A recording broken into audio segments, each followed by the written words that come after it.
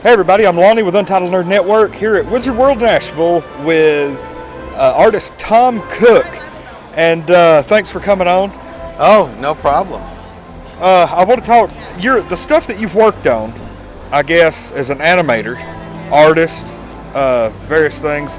He-Man, She-Ra, Scooby-Doo, Jetsons, Flintstones, Captain Caveman, Roger Rabbit, the Smurfs, Fat Albert and the Cosby Kids.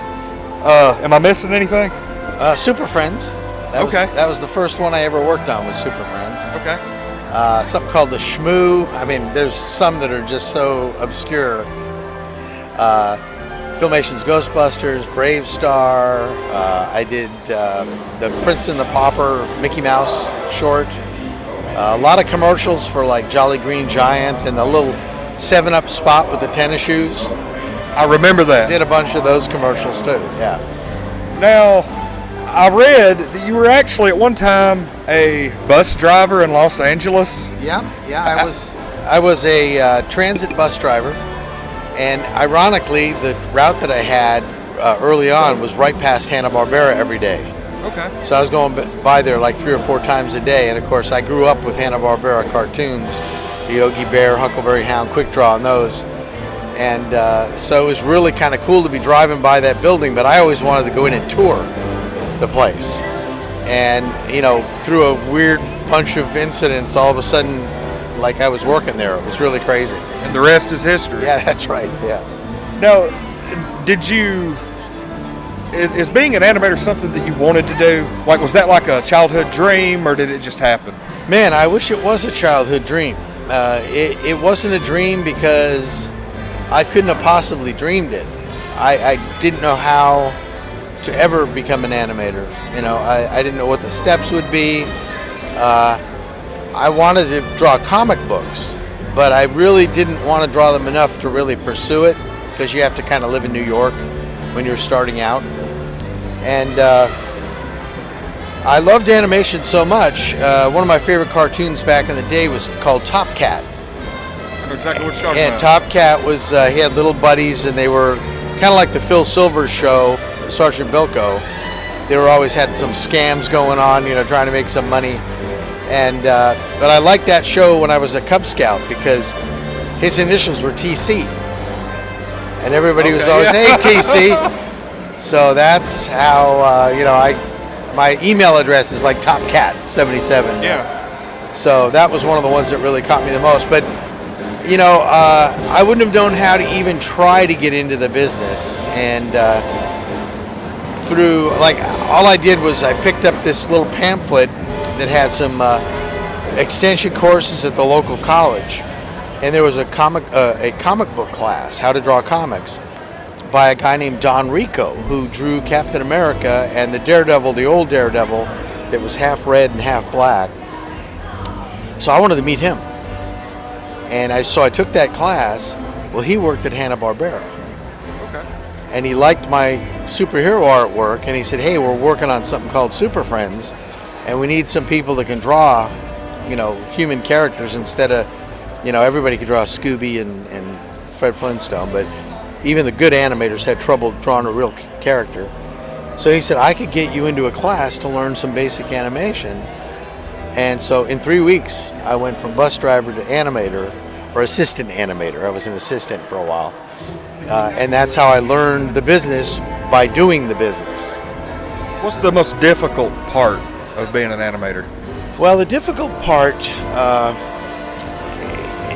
to be an animator, you have to know how things move and be able to be really visual. And I'm always watching people and how they're moving, and even when it's raining out and I'm watching the water as it goes down the sidewalk.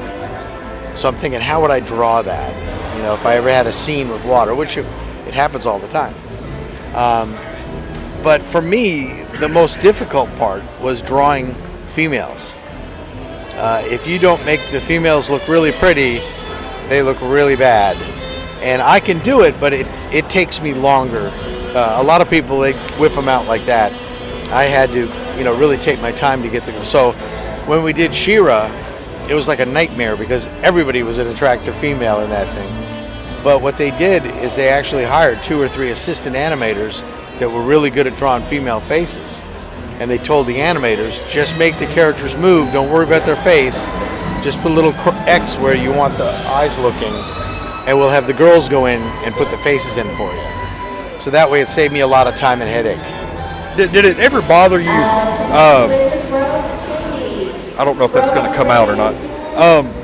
Did it ever bother you working on Ghostbusters that everybody seemed to think that was the rip-off of what became the movies and everything, even though technically the Filmation Ghostbusters was a animated version of the old, I think it was like 70s TV show?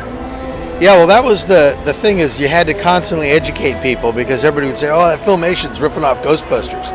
Well, Dan Aykroyd had to buy the name Ghostbusters from Filmation because we had the copyright for that name. And so I don't know what they paid for it, probably $100,000 or something like that back in the day. But yeah, we had the two guys that starred in F Troop, Larry Storch and Forrest Tucker, were the original Ghostbusters in 1974, I think.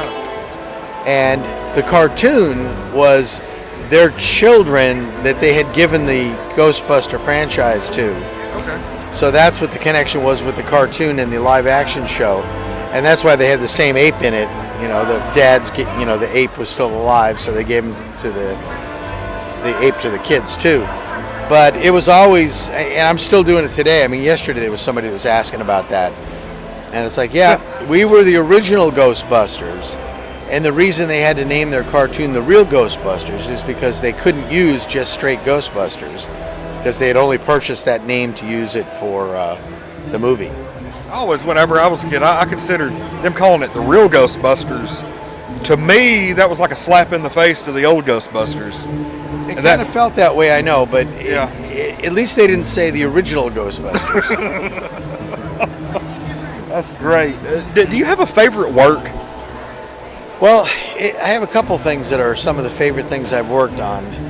TV-wise, Thundar the Barbarian was the one that I liked working on the most. It was a really futuristic show. The world had ended, and now it was the barbarians versus the sorcerers to see who was going to take over the world. So it's a little bit more adult-themed than He-Man. He-Man was made for more younger children. This was a little bit more for teenagers. But overall, probably the thing I'm most glad I got to work on was Roger Rabbit. Cool. Because I loved the movie, and I didn't work on the movie. I worked on, there was a little short cartoon. If you went and saw Honey, I Shrunk the Kids, it was one of those 10-minute kind of theater cartoons called Tummy Trouble. And the studio that I worked at, the guy named Dale Bear owned Bear Animation. He was an animator at Disney. And he was so good and so well loved that when he moved and started his own studio, Disney would let him do work for them, which usually didn't happen. They're very protective of their content. Very protective, but they knew Dale was just, you know, top line animator. He would never do anything wrong, and they could trust him. So they gave us that to do that, and the short Prince and the Pauper with Mickey Mouse. And of course, any animator worth his salt wants to work on Mickey Mouse. You know, being the first real cartoon that was so well known. That's actually very rare that you get to work on Disney, official Disney stuff, without actually working for Disney. Yes, exactly. And I had some friends later on, after the whole industry kind of imploded, they went over to work at Disney. And it just wasn't as fun there as it was in the TV end of things. And the TV end of things was a little bit more lucrative at the time. Eventually, Disney had to start really paying their artists well, because DreamWorks came in and started taking all their artists away. So they realized they finally had to pony up some money. And so my buddies did really well that worked there. And, you know, they got to work on some stuff like Aladdin, Beauty and the Beast, Tarzan, some of those really great films, which I would have loved to have worked on, but I moved up to Seattle and got a job at Microsoft. Oh. So I worked there, and that's how I learned 3D animation. Oh God, you're not responsible for the paperclip, are you? No, I don't know what the paperclip is. But the Softimage was purchased by Microsoft as one of the first 3D animation tools. So I got to learn that early on, and a lot of my buddies didn't learn it, and when Disney finally closed their studio, they couldn't find work. You know, I could, because I could still do animation like that. So we're talking about like Microsoft going forward, and do you have any advice for somebody now who's wanting to get into animation? It seems like the climate has kind of changed, because cartoons, I hate to be, I'm in my mid-30s, and I hate to be that guy, but, cartoons now aren't like they used to be. The days of, He-Man and Thundercats and stuff like that, it almost seems like, I don't want to say overall, but a good chunk of the cartoons today almost seem like the quality is lacking as compared to way back then. Do you have any advice or any thoughts on the current? I mean, I always talk about this because it always comes up in my panel. And the thing about the cartoons today is that, same thing with music, the computer has made it so a lot of people can now be animators that can't draw. It used to be you had to be a really good artist to be able to be an animator because you had to draw the things. Now someone else creates the character that you're going to animate, and they do all of the texturing and all the wireframe buildup of it, and you just move it. So, and they think, well, look, it moved, so look, I'm animating. It's like, well, you have to know how things move and weight and volume and stretch and squash. So even though people can get in there and move things around, it really doesn't make them an animator. And it's the same thing that's happened in music now. Even if you don't sing that well, doesn't matter. They can fix your voice in post-production. And so if you are a really attractive woman or a really handsome guy, you can become a multi-millionaire, and you really don't have some of the talent that other people do, And it's like, can you imagine American Idol? Okay, back in the 60s, and out walks Bob Dylan. They would have laughed him off the stage. Yeah, they actually would have. And he's one of the greatest songwriters of all time. And even though his voice isn't that great, it's so perfect for his music. And so, I love Bob Dylan. And he would never get a chance because he's not a super attractive guy, and he's not singing, kind of pop garbage. All right. I want to close by just taking some personal time, because I have always been a fan. I'm going to bring this out real quick. Now, You didn't actually work on the book. You did the animated version. Correct. They did a short on Garfield, his 9 lives, and you did, I'm going to open up here to the particular story. This was always one of those that kind of interested me because it didn't look like a real Garfield story. And that was the actual story, Babes and Bullets. Correct. Which presented in here was like a more lifelike cat thing. But you worked on a rendition of it, animated, where Garfield himself was actually the character. And I saw this, I actually had to find it for the first time a couple weeks ago, and I watched the animated version, and it was entertaining. And from what I understand, won some awards. Tell me a little bit about that. Yeah, it actually won an Emmy. What I really liked about it is, number one, Garfield was just a great cartoon strip. One of the best, probably top 5 of all time. Just super loved. But to actually get to work on the show, now on this one I was a key assistant animator. I wasn't an animator, but I still was really, really glad to be able to work on it. And of course it was so clever because it was done like a film noir movie. It was all done in black and white. It was amazing. Yeah, it was I was black very and white, impressed.